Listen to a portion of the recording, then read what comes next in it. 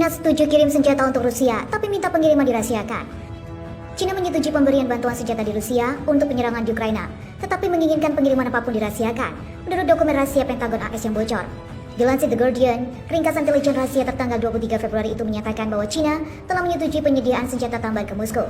Pengiriman itu akan disamarkan dengan barang kiriman sipil. Menurut sebuah laporan di Washington Post, laporan intelijen itu dikumpulkan oleh agen-agen AS yang menguping diskusi dinas rahasia Rusia. Lapor surat kabar itu, Rusia mengatakan Komisi Militer Pusat Cina ingin pengiriman tetap dirahasiakan. File-file itu adalah bagian dari kumpulan besar dokumen rahasia yang bocor yang muncul di platform online Discord bulan lalu. Pejabat AS mengatakan bahwa dokumen itu asli dan berisi informasi yang sangat sensitif. Meskipun beberapa tampaknya telah direkayasa, kebocoran tentang kesediaan Cina untuk mengirim senjata ke Rusia tampaknya asli. Pada hari Rabu 19 April 2023, Menteri Luar Negeri Cina, Qin Gang, mengatakan negaranya bisa saja akan memberikan senjata kepada Rusia karena itu adalah hak prioritas kami. Cina seperti Rusia mengkritik NATO dan menyatakan bahwa konflik tersebut dipicu setidaknya sebagian oleh ekspansi blok tersebut. Beijing mengatakan ingin membantu menengahi penyelesaian konflik untuk perang tersebut. Presiden Cina Xi Jinping dan Presiden Vladimir Putin saat melakukan pembicaraan di Moskow pada Selasa 21 Maret yang lalu. Kunjungan Xi Jinping ini merupakan yang pertama kalinya sejak invasi Rusia ke Ukraina. Pada bulan Maret, Xi Jinping mengunjungi Putin di Moskow untuk memperdalam kemitraan Rusia-Cina. Perdagangan antara kedua negara telah berkembang pesat sejak awal perang Cina, di mana melihat Rusia sebagai sekutu penting melawan tatanan dunia yang dipimpin AS. Xi Jinping telah mencoba memposisikan dirinya sebagai negarawan global. Kesepakatan ditengahi Cina baru-baru ini untuk memulihkan hubungan diplomatik antara Arab Saudi dan Iran dikutip oleh media Cina sebagai contoh pengaruh positif Cina terhadap perdamaian global.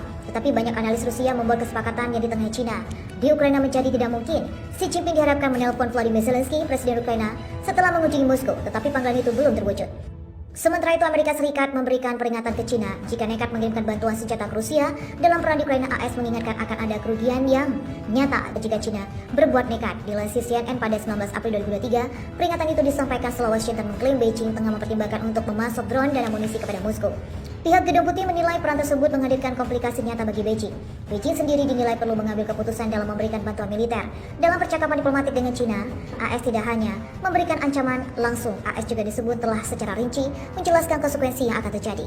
Kami hanya mendapatkan pertaruhan dari konsekuensinya, bagaimana hal-hal yang akan terungkap. Dan kami melakukan itu secara jelas dan secara spesifik di balik pintu tertutup. Pernyataan Sullivan itu disampaikan pada momen-momen kritis dalam perang Ukraina. 3 sumber yang memahami informasi intelijen AS menurutkan kepada CNN bahwa otoritas Washington memiliki informasi intelijen yang menyebut Cina tengah mempertimbangkan untuk memasok Rusia dengan drone dan amunisi.